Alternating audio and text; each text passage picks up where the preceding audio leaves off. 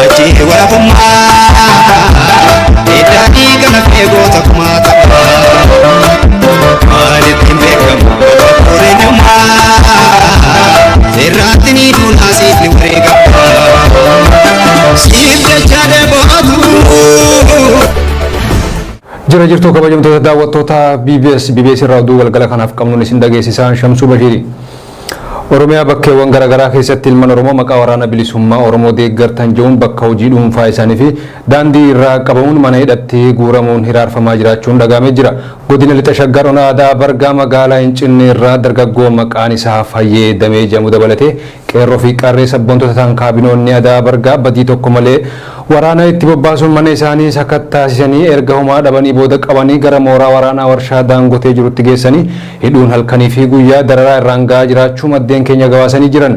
Oduma wal fakkaatuun torban dabre keessa kutaa magaalaa Finfinnee magaalaa Furii keessatti dargaggoota hedduu waraanni mootummaa hidhuun rakkisaa jiraachuun dhagahame. Kanneen keessaa kan maqaan isaanii ammatti beekame dargaggoota Kumaasaa Urgeessaa fi Caalaa kanneen jaman dabalate dargaggoonni mana hidhaa kutaa xiqqoo keessatti baay'inaan hidhamuun midhaan nyaatanii fi hirriiba dhabuun rakkoo fayyaaf saaxilamaa jiraachuu namoota itti dhiyeenya qaban irraa odeeffanneeti jirra. Haaluma kanaan dheengaddaa adoolessa 23 bara 2023 godina Gujii Bahaa Aanaa Aagaa Wayyuu keessatti nama nagaa hidhata siyaasaa kamiyyuu hin qabne ooyiruu qonnaa isaanii keessaa nama maqaan isaa Gannaalee Kureessaa jedhamu waraanni mootummaa rasaasa itti roobsuun ajjeesan. Gannaalee Kureessaa barataa akka ture maddeen kan himan hoggaa ta'u akkuma inni barnootaa cufameen waqtii qonnaa kana hanga yeroon barnootaa ga'utti maatii isaa deeggaruuf hojii qonnaatti bobba'uun maatii isaa tajaajilaa osoo jiruu badii tokko malee ajjeefamuu maddeen dabaluun ibsaniiti jiran. Godina Booranaa Aanaa Dubulluqii gandoota aanichaa garaagaraa keessatti waraanni mootummaa fi kaabinoonni aanichaa waliin ta'uun uummata nagaa reebuu fi dararuun garee ammoo qabanii hidhatti galchuun miidhaa qaamaa fi qoor-qalbii irraan gahaa jiran. Maqaa seelii waraana bilisummaa Oromoo balleessinaa jechuun godina Booranaa Aanaa Dubulluq ganda Qarsaa Dambii keessatti namoota nagaa maqaa isaanii Moluu Boruu Guyyoo, Boyyanaa Godaanaa Waaroo, Kuraa Jaldeessaa Alii kan jedhamu barataa qorumsa seensa yuunivarsiitii kutaa 12ffaa fudhachuuf qophaa'aa ture. Akkasuma Bulee Waaroo Boruu fi Jabaa Moluu Liiban qabanii hidhuun murtii tokko malee dararaa jiraachuu maddeen BBS'tti himaniiti jiran. Bataskaana Ortodoksii Tawaahidoo kutaa lallaba horroo guduruu wallaggaa muudama Sinoodosii Itoophiyaa dhiyeenya kana namoota sagaliif kenne mormuun dhagame.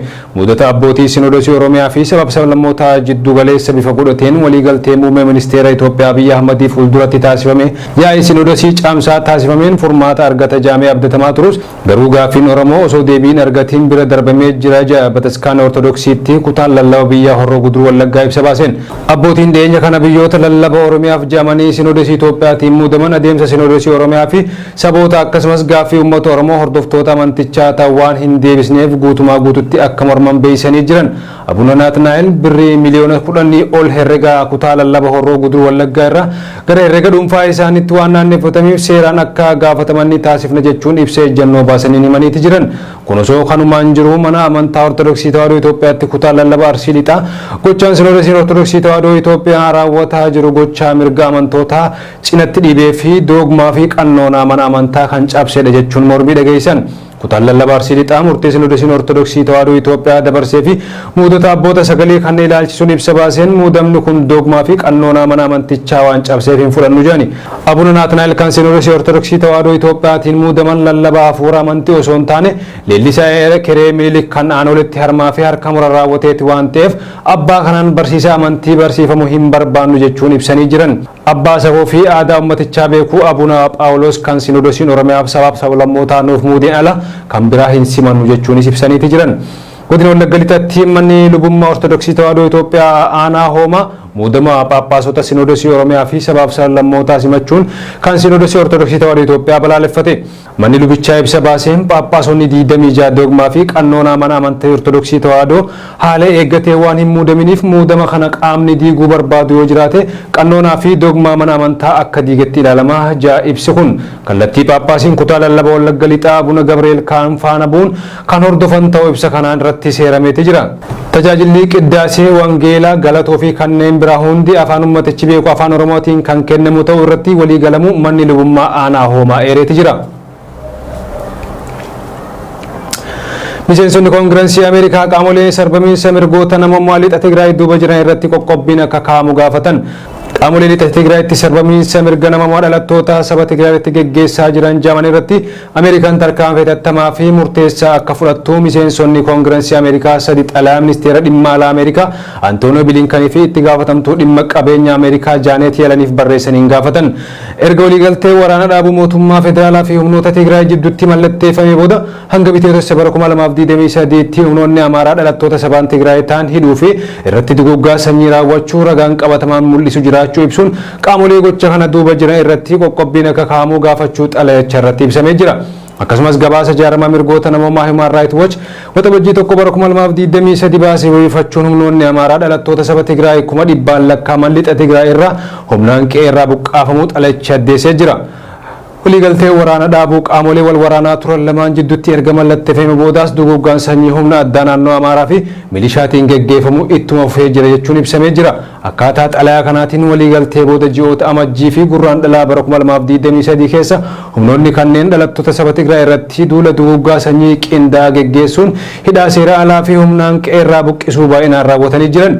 Aangawoota naannoo Amaaraa gocha akka hidhaa jumlaa dararrii fi duguggaa sanyii lixa Tigraayitti raawwatame kana duuba jiran kan akka Koloneel Dammaqaa Zawuduu fi Balaa Ayyaalee irratti qoqqobbiin uggura viizaa fi qabeenya akka kaa'amu xalayaa kanaan gaafataniiti jiran. Biyya Danimaark magaalaa Kooppenhaagen keessatti erga quraanni gubatee Iraaq dabalatee biyyoota lakkoofsa hordoftoota amantii Islaamaa guddaa qaban keessatti mormiin dhageessifamee jira. Wiixata kaleessaa quraanni imbaasii Iraaq Kooppenhaagen jiru fuulduratti garee Deenis Paatroot jedhamuun erga gubateen booda ture mormiin kun kan dhagahame. Gareen siyaasa mirgaa tarkaanfachiisan viidiyoo gocha wal fakkaataa agarsiisu gaafa jimaataa feesbuuk irratti kallattiin dabarsaniiti turan. Baagdaad keessatti hiriirtonni kumootaan lakkaa'aman imbaasii Danimaark irratti mormii dhageessanii jiran. Torbaan dabre biyya Swiidin Stookholm keessatti quraanni gubachuu wal qabatee Baagdaad keessatti imbaasiin Swiidin gubatee ture. Wiixata kaleessaa Danimaark keessatti namoonni yaada farra Islaamaa geggeessan quraana irra ejjechuun alaabaa Iraaq irratti ibidda itti qabsiisanii turan. Ministeerri dhimma alaa Iraaq gochaan akkasii vaayirasii mankaraarsummaa fi jibba nagaa jiraachuu hawaasa irratti yaaddoo akka uumu godhaa jiran ibsa gama waajjira isaaniitiin kennaniin. Quraanni Danimaarkitti gubachuun kun magaalaa guddoo Yaman sanaatti Swiidinii fi Danimaark irratti dheekkamsa guddaa kaasee jira. Turkiin taatee kana haleellaa jibba quraana irratti adeemsifame jechuun kan mormite hoggaa ta'u, Aljeeriyaan ammoo gama isiitiin ambaasaaddoroota Swiidinii fi Danimaark yaamuun gochaa kana akka morman gaafatteeti jirti. Ministeerri dhimma alaa Danimaark quraanni namoota dhuunfaa muraasaan gubachuu ni balaaleffatti jechuun tiwiitara isaanii irratti kataban. Gochaan dheekkamsaaf kakaasuu fi qaanessaa ta'e ilaalcha mootummaa Danimaark bakka hin bu'u jechuunis barreessan. Namuu dubbii akka qabbaneessu iyyuun gochaan akkasii yoomiyuu deebii hin ta'u jechuunis dubbatan. Gaafa sanbataa Baagdaaditti hiriirtota lakkoofsaan guddaa imbaasii Danimaark deemuu barbaadan gaazee mimaanessuutti biifuun dhoorkamaniiti jiran. Riqichi gara manneen jireenyaa hojjettoota imbaasiiwwanii geessus cufamee jira. Jimaata darbe Swiidin hojjettoota imbaasii Swiidin Baagdaad keessa gamoon hiriirtotaan weeraramuun booda baasteeti jirti. Kana malees biyyattiin ambaasaaddara Swiidiniif keessa ariitee jirti. Mormiin Stookholm keessatti adeemsifamus poolisiin dhoorkamullee manni murtee mirga walitti qabamuu eeruun dhoorkaa poolisii kaasee jira. Qondaaltonni Swiidin quraanni gubachuun yaada farra Islaamaatii jaaniitis jiran. Abbaan qabeenyaa miidiyaa hawaasaa Twitter Elon Musk mallattoo yookaan loogoo simbiraa Twitteraa gara mallattoo X yookaan xaatti jijjiiruuf akka deemu gabaafame.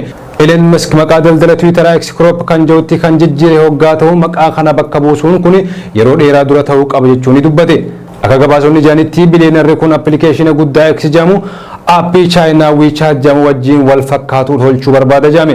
Dilbata kaleessaa mallattoo Twitteraa jijjiiruuf barbaada akka jiru yeroo Twitteraa irratti katabe mallattoo Twitteraa fi simbirroowwan suuta nagaatti jennaan jechuun barreesse. Mallattoo yeroo fayyadus dilbata kaleessaa akka gadhiifamu himee ture. Hoggantuun Twitteraa Liindaa Karinoo Twitteraa haaromsuun carraa haaraa fi gaarii ta'edha jette.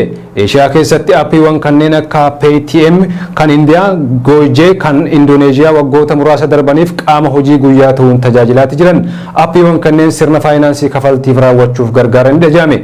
Aappiin chaayinaa WeChat jedhamu kan akka waltajjii miidiyaa hawaasaa fi ergaa dabarsuuf gargaaru.